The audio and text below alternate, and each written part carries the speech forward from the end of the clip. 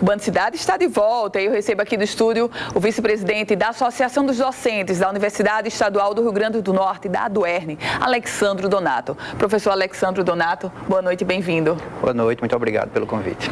Professor, ontem o sindicato, a ADUERN, junto com o Sindicato dos Servidores da Saúde, eles estiveram reunidos em uma tentativa de conciliação promovida pela Justiça Estadual com o governo do Estado. Desfecho disso, professor? Essa audiência de conciliação, chamada pelo Judiciário através do juiz Bruno Lacerda, era exatamente numa tentativa de reunir as partes, né, e o governo do Estado para que ele apresentasse uma proposta de calendário de pagamento aos servidores. A reunião terminou aí por volta de meio-dia sem nenhuma proposta efetiva por parte do governo do Estado. Então, nós continuamos, né, insistindo com o governo na tentativa de estabelecimento de um calendário de pagamento e a colocação em dia dos salários que já estão atrasados há 22 meses.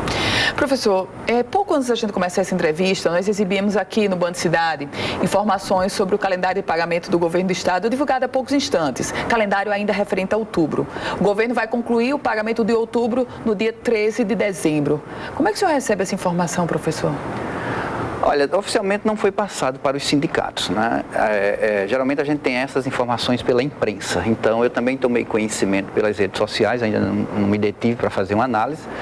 O que efetivamente está acontecendo, Ana Ruth, é que o governo do Estado tem negligenciado os servidores de um modo geral e fracionado, né, o pagamento, dividindo as categorias. Por exemplo, nós na Universidade do Estado do Rio Grande do Norte estamos no dia 29 de novembro sem receber os salários de outubro.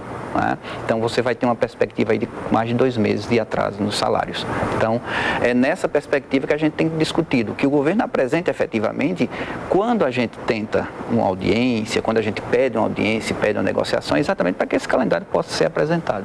Então eu tomei conhecimento, volto a dizer, e aí a gente ainda não tem um posicionamento em relação a isso. Em que pese o governo vai concluir outubro, só no dia 13 de dezembro, algumas categorias já tiveram seu pagamento concluído. Inclusive, palavras do próprio governador Robson Faria, que priorizou os servidores da segurança pública. Qual a reação ou qual o reflexo desse posicionamento adotado pelo Executivo Estadual de priorizar, por exemplo, a segurança em detrimento das demais categorias, como da UERN, como da saúde, enfim, todos os outros servidores? É a forma como ele vem tratando os servidores de um modo geral. Não é? Quando a gente fala em segurança pública, quando a gente fala em saúde, quando a gente fala em educação, e de modo geral os servidores, a gente não está querendo privilégios. O que nós entendemos, e quando nós decidimos conjuntamente com o Síndico de Saúde fazermos um ato, aí vocês acompanharam todo aquele processo que nós estivemos na governadoria e a forma truculenta como os servidores foram colocados para fora da CEPLAN, era exatamente nesse sentido. A gente pleiteia que os servidores públicos do Estado do Rio Grande do Norte sejam tratados com respeito. É tanto, Ana, que a nossa greve, nós estamos chamando de uma greve por dignidade.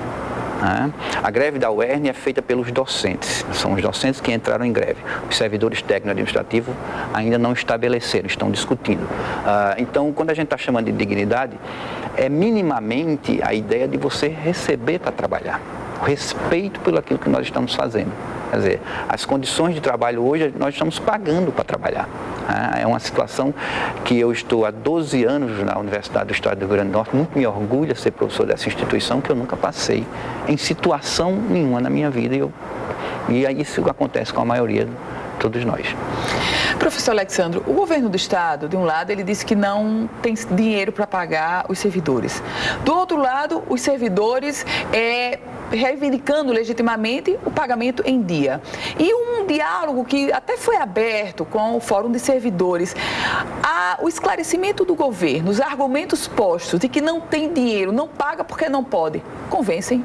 Não convencem, Ana, porque exatamente o governo privilegiou alguns setores, tá certo? Por exemplo, você tem uma mensalidade que o governo paga ao Arena da Duna de 12 milhões de reais. Não pode atrasar por uma série de coisas, mas pode atrasar os nossos salários. Então é uma questão de prioridade. Né? Os dados que o governo apresenta, por exemplo, nós temos informações através do sindicato dos auditores fiscais que há um aumento na arrecadação do ICMS. Os auditores fiscais têm uma planilha atualizada em que detecta e aponta onde é que estão indo os recursos do Estado, que não são para os servidores. Então, a nossa discussão está exatamente aí.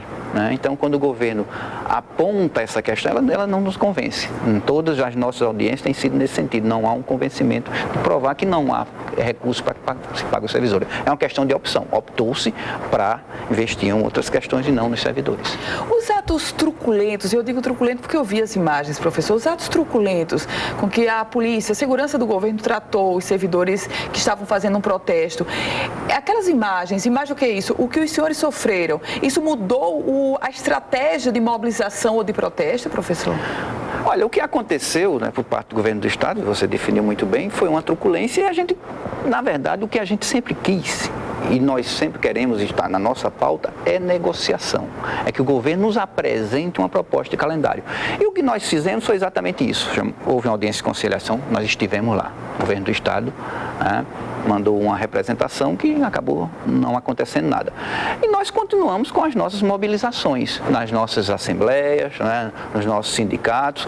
No dia de ontem, quando houve audiência de conciliação, nós nos reunimos em frente ao tribunal, fizemos um acampamento enquanto a audiência durou, chamamos a atenção da população, descemos em caminhada até a rua para chamar a população do Rio Grande do Norte para a nossa causa, para o que está acontecendo, para o tratamento que está sendo dispensado ao servidor público desse Estado.